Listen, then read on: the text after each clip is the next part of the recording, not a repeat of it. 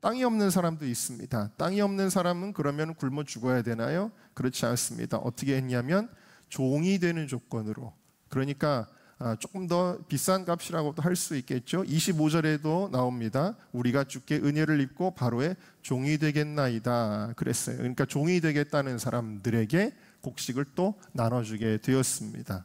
그런데 여러분, 실제로는 그들이 종이 되었을까요?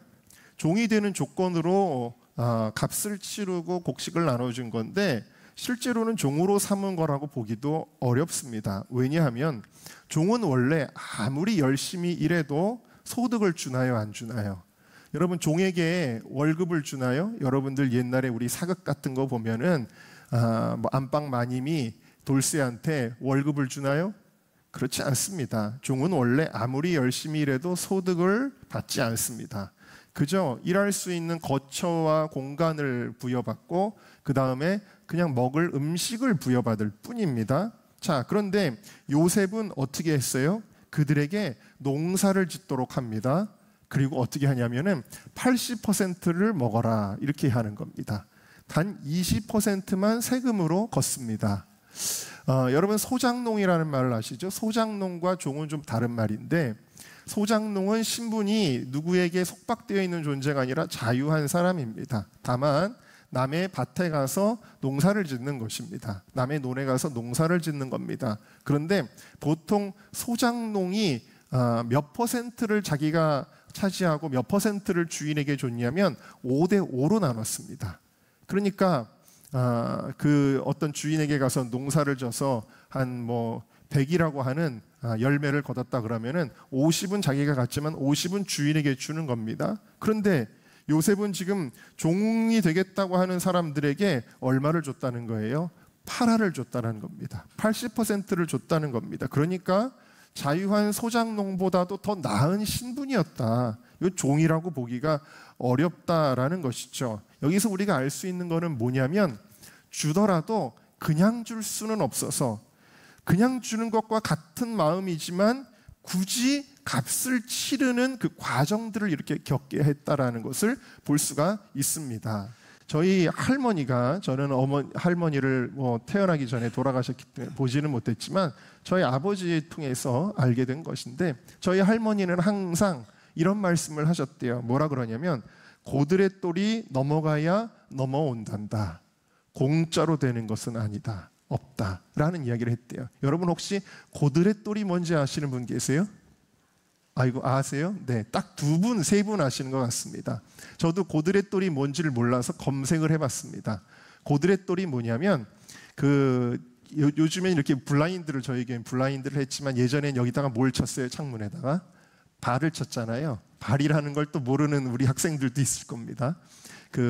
대나무 그거나 대나무 쌀이나 혹은 지푸라기나 이런 걸로 뭘 엮어서 수제품을 만들잖아요. 그런데 그걸 만들 때 실로 이렇게 엮여져서 이게 쭉 가잖아요. 근데 그걸 엮을 때 어떻게 엮냐면은 이렇게 판때기에다가 대나무를 하나씩 이렇게 올려놓으면서 그걸 어떻게 해요? 이쪽에 고들의 똘에 묶여있는 실을 이쪽으로 넘기고 이쪽에 넘어가 있는 고들의 똘을 다시 이쪽으로 넘겨야 그게 하나가 딱 안전하게 꿰어지는 거예요. 뭔지 상상이 가시죠, 여러분? 네. 그래서 고들의 똘은 넘어가야 넘어온다. 자, 이것을 물질에 대한 교훈으로 주셨다라는 거예요. 물질에 대한 교훈으로. 자, 무슨 얘기냐면, 공짜로 되는 것은 없다. 넘어가야 넘어온다. 우리 하나님은 공짜의 하나님이 아니십니다. 우리 하나님 공짜의 하나님이 아니에요. 그러면 여러분들이 이렇게 질문할 수 있어요. 아니, 무슨 얘기입니까, 목사님? 기독교는 은혜의 종교라면서요. 그래서 우리가 값없이 구원받는 거 아닙니까? 오직 믿음으로 구원받는 거니까 이거 그냥 공짜로 받는 거 아닙니까? 물론 우리 편에서는 공짜가 되겠지만 여러분, 우리가 기억해야 될 것이 있어요. 그 복음, 우리를 살리는, 여러분들을 살리는 그 복음을 위해서 하나님이 값을 치르셨다라는 겁니다. 우리를 구원하기 위해서 지불한 게 뭐예요? 그게 피라는 거예요. 예수 그리스도의, 그 하나님의 가장 사랑하는 독생자 예수 그리스도의 피를 주고 우리를 구원하신 것입니다. 우리는 그걸 모르고 그냥 거저됐네 하고 구원을 아주 하찮게 여길 때가 있어요. 우리가 교회가 된 것을, 우리가 하나님의 자녀가 된 것을 여러분 너무 쉽게 여기고 너무 하찮게 여길 때가 있지만 주님이 피로 우리를 산 것입니다. 그래서 그냥 하찮은 인생처럼 살면 안 되고 어떻게 살아야 되느냐? 고린도전서 6장 20절이 이렇게 말씀하고 있습니다. 읽어봅시다. 시작. 값으로 산 것이 되었으니 하나님께 영광을 돌리라. 여러분, 하나님 아버지의 아들의 생명을 지불해서 샀는데 막 살면 이것은 십자가를 헛되이 하는 거잖아요. 그래서 여러분들은 값으로 산 것이 되었으니 할렐루야, 하나님께 영광 돌리는 삶을 살아야겠습니다. 더 이상 죄짓지 말고 주님의 뜻대로 살아야 된다. 그래서 하나님은 공짜의 하나님이 아니라 값을 치러야만 움직이시는 하나님이시기 때문에 값없이 왔다 갔다 하는 걸 원치 아니하세요. 하나님이 매정해서 그런 것이 아니라 이것이 하나님의 무엇이다? righteousness, 공이다.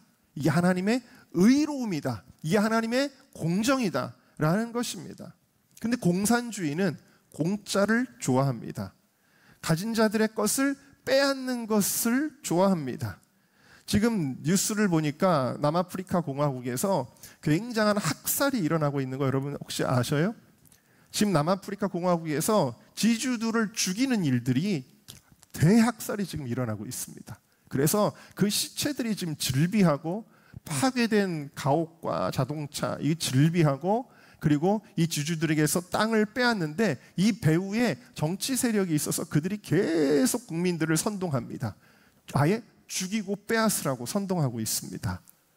그러니까 쉽게 말하면 무슨 마르크스 레닌주의를 배우고 김일성 주체 사상을 배우는 게 아니라도 이게 바로 공산주의라는 거예요. 그래서 사람들은 신났죠. 왜? 내가 대가를 치르지 않아도 내가 남의 것을 그냥 공짜로 뺏을 수 있으니까. 이 피비린내 나는 학살이 지금 막 자행이 되고 있는 것입니다.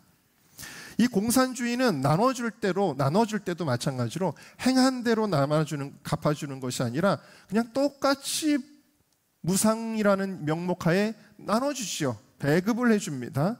그래서 공산주의는 가난해집니다. 열심히 살아야 할 이유가 없기 때문입니다. 대가 없이도 똑같은 몫을 받기 때문입니다. 그런데 진짜 가난해지는 이유가 있습니다. 그것은 이 공짜의 법칙은 하나님 나라에 맞지 않기 때문입니다. 그럼에도 불구하고 이것은 인간의 탐욕과 죄성에 맞닿아 있기 때문에 여전히 사람들에게 통합니다. 국가 부채가 많아지면 나라가 위험하다라고 아무리 누군가가 경고를 해도, 그리고 그렇게 해서 정말 나라가 가난해졌어도 여전히 그 정책은 잘 먹힙니다. 저랑 함께 동역하는 백승건 목사님이 베네수엘라를 갔다 와서 그 베네수엘라 이야기를 한참 하시는데, 그 베네수엘라가 공짜로 나눠주는 정책을 하다가 그 남미의 보물과 같았던 잘 사는 나라가 폭삭 망했습니다. 자, 그러면 정신 차렸을 것 같지요? 그렇지 않습니다. 여전히 폭삭 망했는데도 공짜로 주겠다는 정치를 국민들이 선호하고 여전히 따라간다라는 거예요. 이게 얼마나 인간이 어리석은지 모르지요. 여러분, 정말 대가를 치르지 않아도 도와줘야 될 대상들이 있습니다. 그것은 사회적으로 정말 어려운 사람들, 일을 할 수가 없는 노인들, 일을 하고 싶어도 할 수 없는 장애인들, 병에 걸린 사람들, 이런 사람들에게 이 복지가 혜택이 집중돼서 가야 되는데, 근데 사지가 멀쩡한 젊은이들에게 돈을 막 나눠줍니다. 그래서 이 사람들이 이걸 가지고 그냥 뭐 좋은 일에 쓰는 사람도 있겠지만 그냥 술 퍼먹기도 하고 그냥 게임으로 탕진하기도 하고 이렇게 되는 것입니다. 이것은 참으로 불합리한 일이죠. 공짜를 좋아하는 무책임한 인격을 사람들에게, 특별히 젊은 세대에게 조성하게 됩니다. 여러분, 이런 정책이 있으면 사람들이 감사할까요?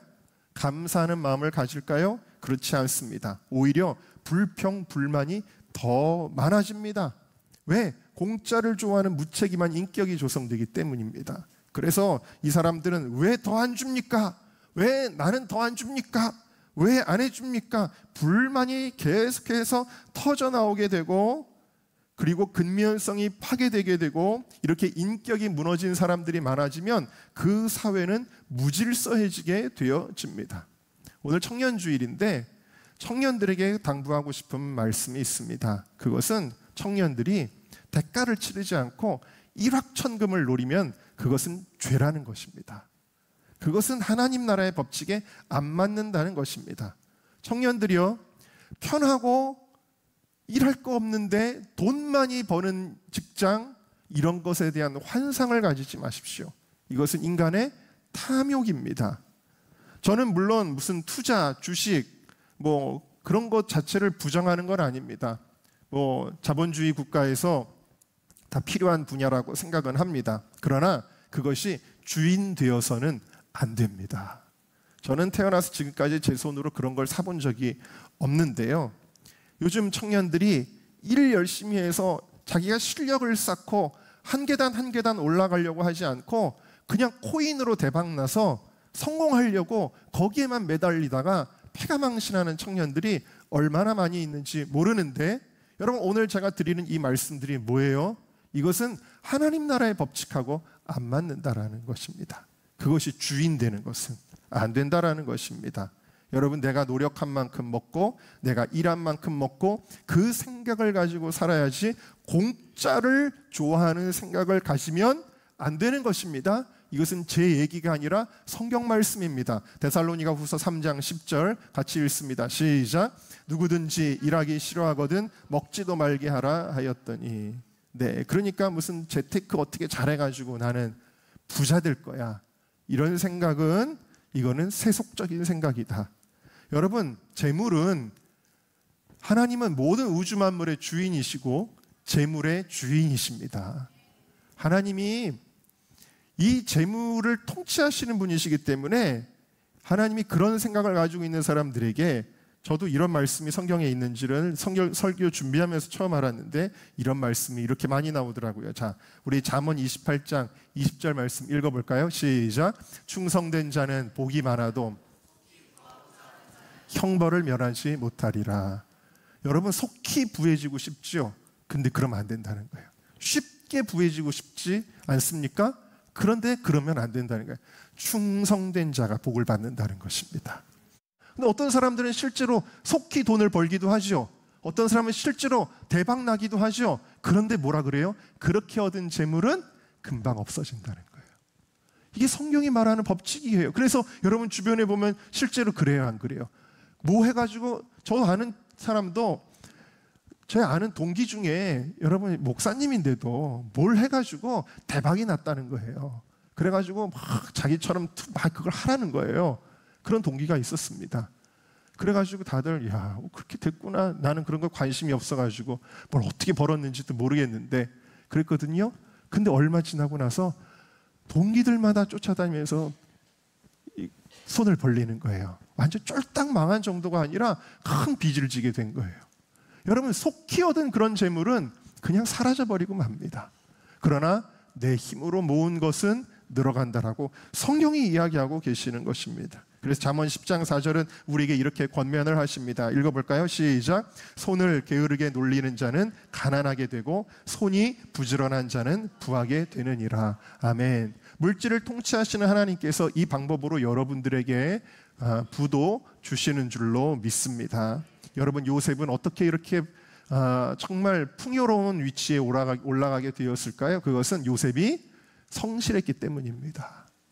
요셉은 자기가 무슨 꿈 한번 잘 해석해가지고 무슨 그냥 총리에 올라탄 횡재한 사람으로 보일지 모르지만, 그 성경을 잘 이해하지 못하면 야, 요셉이 그냥 감옥에 있다가 꿈 한번 잘 해석해가지고 그냥 횡재를 했네, 총리가 됐네, 너무 쉽게 됐네 라고 할지 모르지만 그렇지 않습니다. 요셉은 노예로 팔려갔을 때도 너무 성실했습니다. 여러분, 얼마나 억울해요. 갑자기 내가 노예가 됐는데, 그럼에도 불구하고 노예는 지금 나에게 주어진 일에 최선을 다했더니 그냥 눈에 띄었습니다. 보디발의 눈에. 쟤는 왜 이렇게 성실하지? 쟤는 내가 믿고 맡겨야 되겠다고서는 그 집안을 맡긴 거예요. 요셉은 감옥에 가서도 자기에게 주어진 일에 최선을 다했더니 그 사무장의 눈에 띄게 된 거예요. 그래가지고 그 감옥의 일들을 죄수한테 맡긴 것입니다. 쇼생크 탈출이라는 한 영화에 보면은 너무 일을 잘하니까 맡기잖아요. 그렇게 맡긴 겁니다. 여러분, 요셉은 정말 고난에 한 20여 년 가까이 되는 그 시간 동안에 매일같이 성실했습니다. 할렐루야. 그럴 때 하나님께서 요셉에게 복을 주신 것입니다. 그리고 그는 그렇게 얻은 부를 역시 탕진하지 아니하고 아주 선한 일에 사용합니다. 선용하였습니다. 자, 에베소서 4장 28절 말씀 우리 다 같이 읽어보겠습니다. 시작.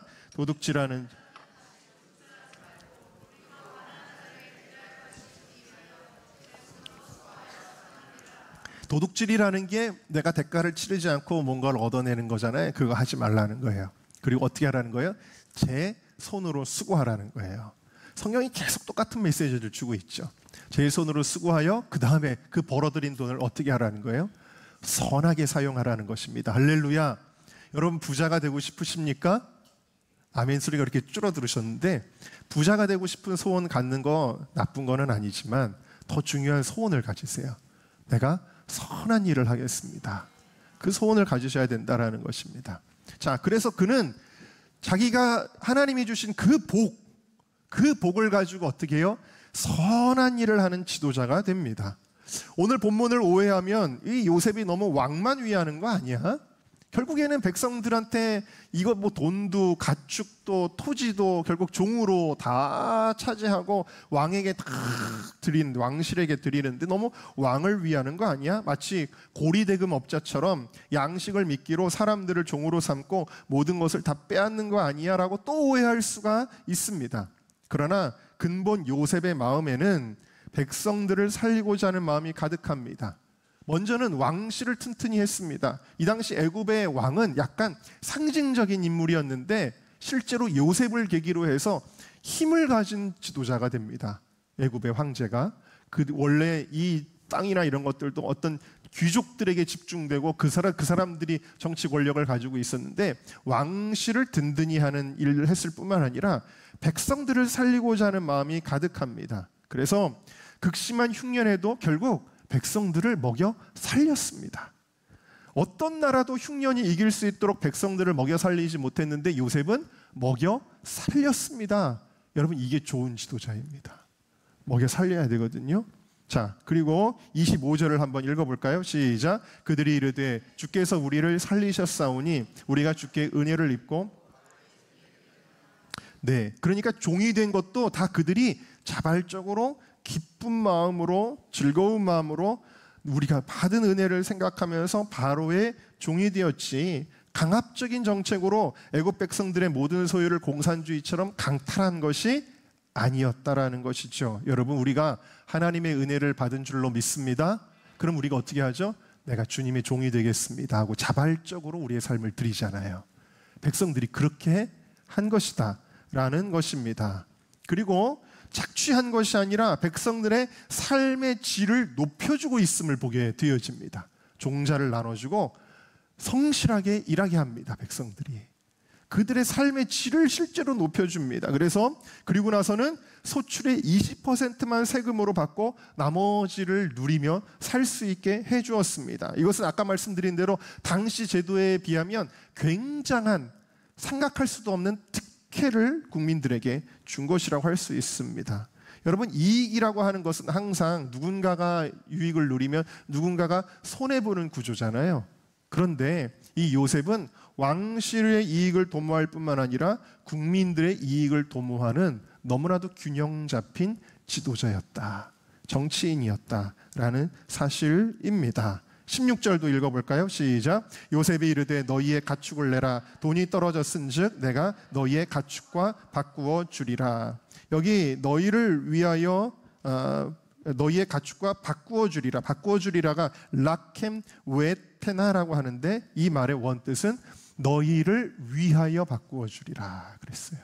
그러니까 이 모든 매매 과정도 궁극적으로 요셉의 목적은 뭐예요?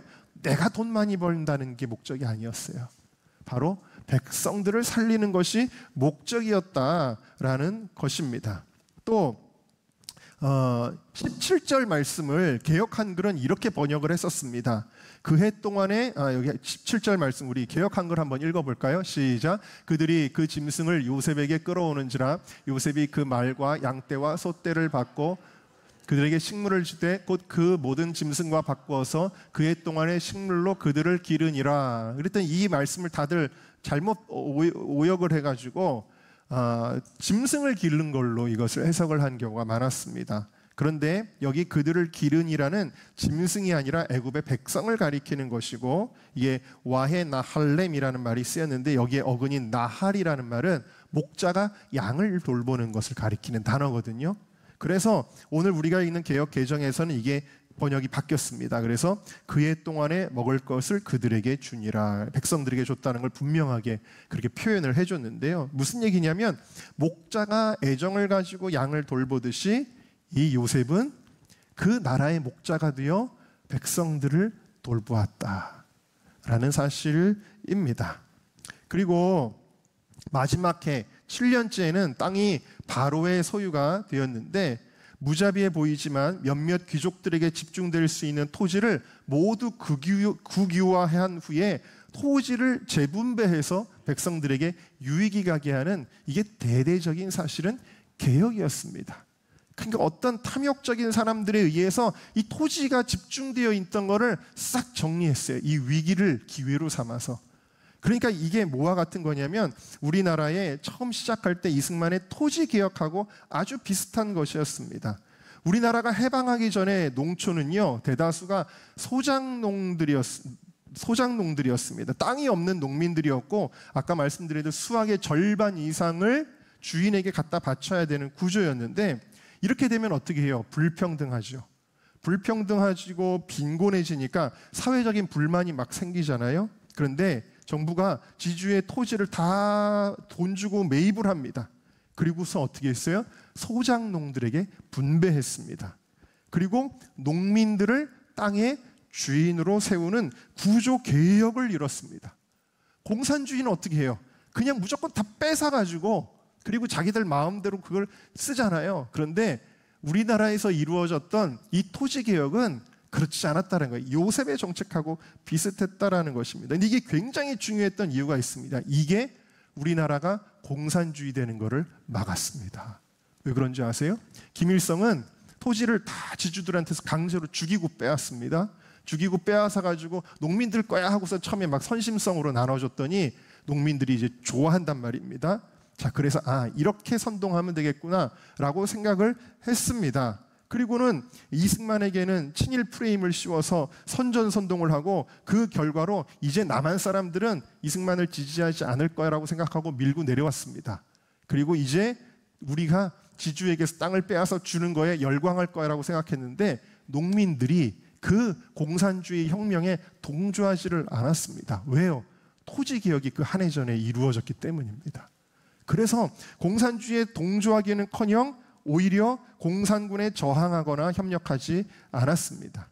그리고 이 토지개혁이 자유민주주의 경제의 기반을 마련하고 개인의 소유권을 갖게 되고 그리고 이것을 통해 자유시장 경제의 토대가 된 거예요. 그래서 해방 전에는 남한이 훨씬 못 살았는데 나중에는 대한민국이 북한보다 훨씬 잘 사는 나라의 토대가 된 것이죠. 또 요셉은 세금을 20%를 걷었는데 정가로 걷는 게 아니라 퍼센트로 걷었습니다. 이것도 역시 백성들의 사정을 충분하고 면밀하게 고려한 것입니다. 그래서 안정적인 국고를 운영하고 백성들의 안정적인 삶을 도모하는 국가도 생각하고 백성도 생각하는 국가가 거덜이 나건 말건 나는 내가 주고 싶은 대로 줄 거야가 아니라 국가도 생각하고 백성들도 생각하는 지도자였다라는 것입니다. 그래서 애굽 사람들은 요셉의 선정에 진심으로 감사하는 마음을 가졌기 때문에 우리를 살려주셨습니다. 우리가 주께 은혜를 입었습니다라고 표현한 거예요. 이게 거저된 것이 아니라. 여러분, 우리 이제 선거를 앞두고 있지만 어떻게 될지는 모르겠지만 여러분, 우리는 끊임없이 포기하지 말고 이런 지도자가 대한민국에 나오기를 기도해야 될 줄로 믿습니다. 혹은 우리 청년들이요, 이런 지도자가 되시기를 주님의 이름으로 축원합니다.